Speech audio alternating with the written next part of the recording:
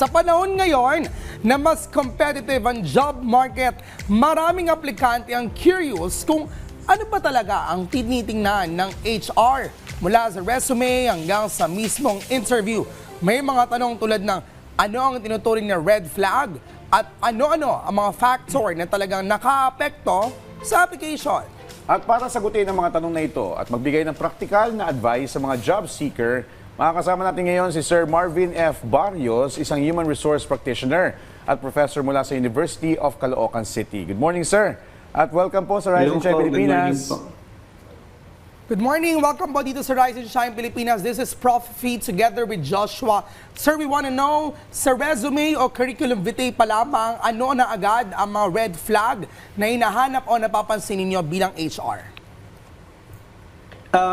First, yung resume kasi natin must be look formal and concise, no? Dapat concise talaga palagi kapag nagpapasa tayo ng resume kasi it's our identity pag nag-a-apply tayo. Yung small details like email and number and even yung 2x2 pictures na naka-attach doon ay ng candidate, that's basic. Red flag siya kapag hindi natin siya nailagay. Red flag siya kapag hindi natin nailagay yung mismong small details na iyon. Doon naman yun sa basic details pa lang, no? So, ibig sabihin, tinitignan nyo ng HR para makonsider ka bilang candidate kung gaano ka ka-keen to details, no? So, doon pa lang malalaman kung keen to details ka. Also, sa other side naman po ng resume ay yung professional experience na meron yung isang aplikante.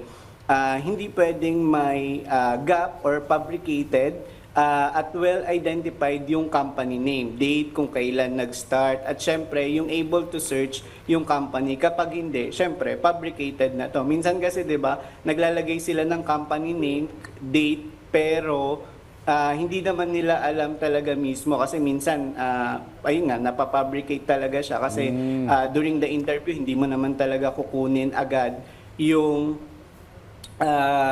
or ika-clarify yung mga details na ilagay doon kasi first interview pa lang eh. So ayun po, yun yung mga red flags na tinitignan namin as an HR. So may mga company pala na gawa-gawa lang. Sir Marvin, ito medyo guilty ako nito nung nasa BPO industry. Pagdating po sa job hopping, yung mga tinatawag na hoppers o yung madalas na paglipat na trabaho, kailan po ito nagiging red flag at kailan po ito nagiging understandable? Kasi yung iba, katulad ko back then, tumatagal ako ng 3 hanggang 4 na buwan, tapos lilipat, tapos minsan 6 months.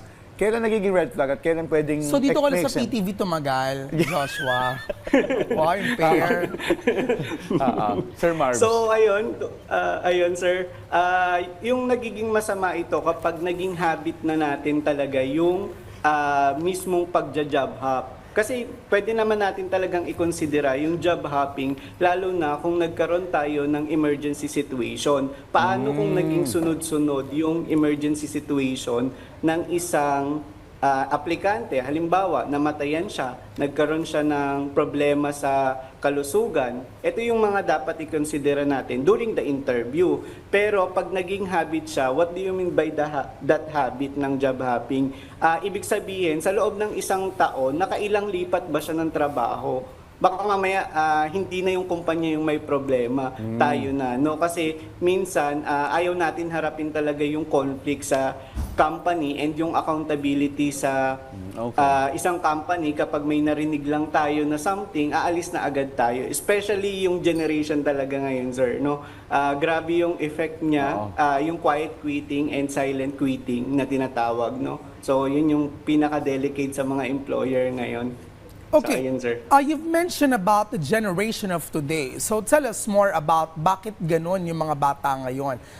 What could be, on the academic perspective as well, since napag-aaralan naman yan, what could be the thoughts or your thoughts, sir, kung bakit mabilis umaalis yung those, I think, Gen Z, you're pertaining to Gen Zs when it comes to working, that after different issues or if they don't feel good, they hop or they remove themselves from the company. Tell us more, wiser.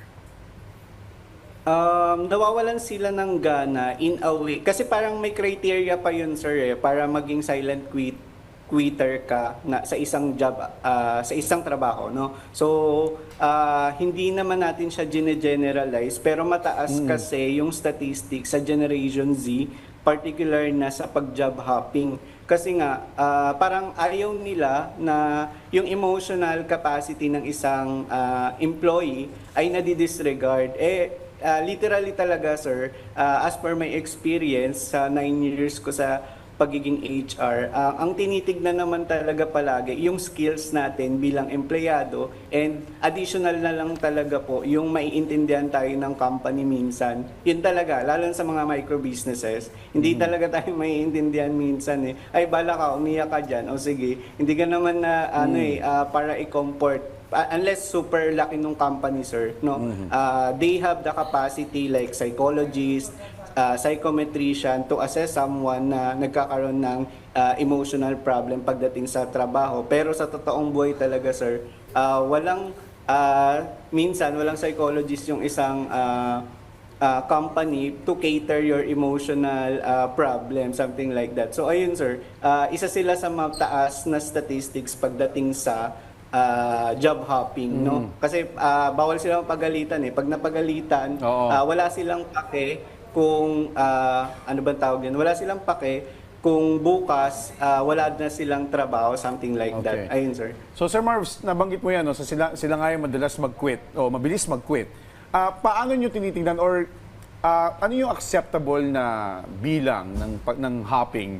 Like for example, isang Gen Z applicant, ilan yung acceptable na, nakailan lipat na ito para masabi yung red flag? Tapos ano pa, minsan matagal din nagpahinga. Oo, yan. Oo, para employment gap din. Oo.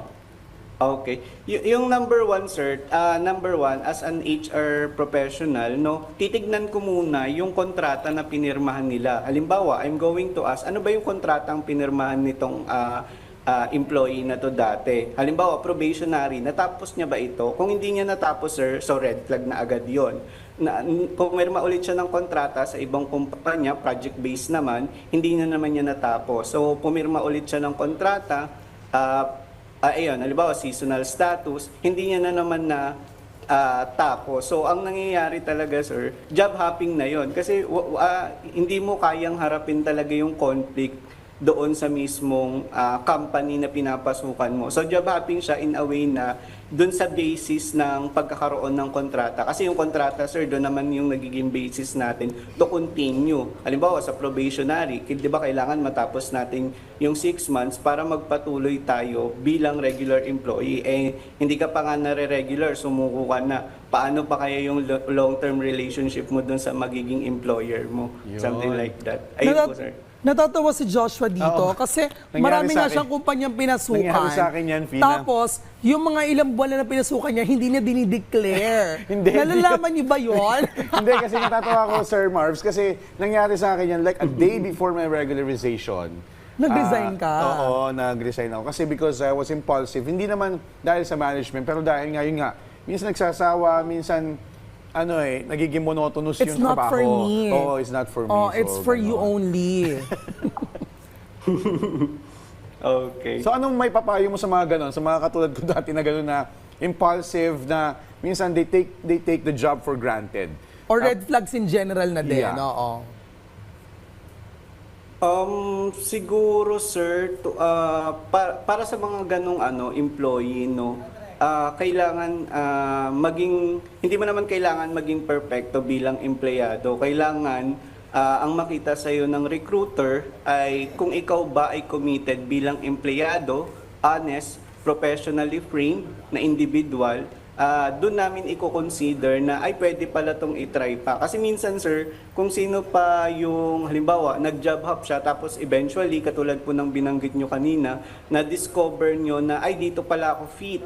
So, in that way, hindi ka na magja-job hop, sir, kasi nahanap mo na yung comfort and at the same time, yung passion mo sa trabaho na kung saan hindi mo naiisipin na ay 8 a.m. papasok ako, 5 p.m. mag-out na ako. Pag passionate ka kasi, sir, regardless of the time, 'di ba? Lalo na kung nakakatulong ka talaga sa kumpanya and hindi lang naman yung minsan yung company yung tinitignan natin, yung mismong thinking na I'm doing this because I'm part of the company and I'm part of the management. Ganun, sir.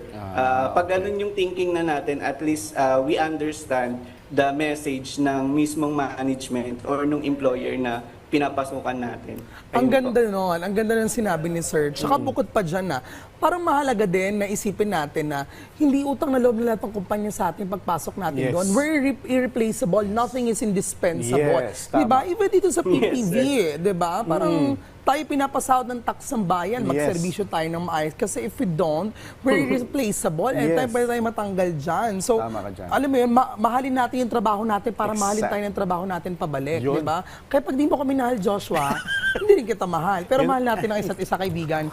Maraming salamat po sa pagbibigay sa amin ng tips and advice, Sir Marvin Barrios. Thank you so much. Thank you so much, sir. Thank you, sir. Thank you, sir.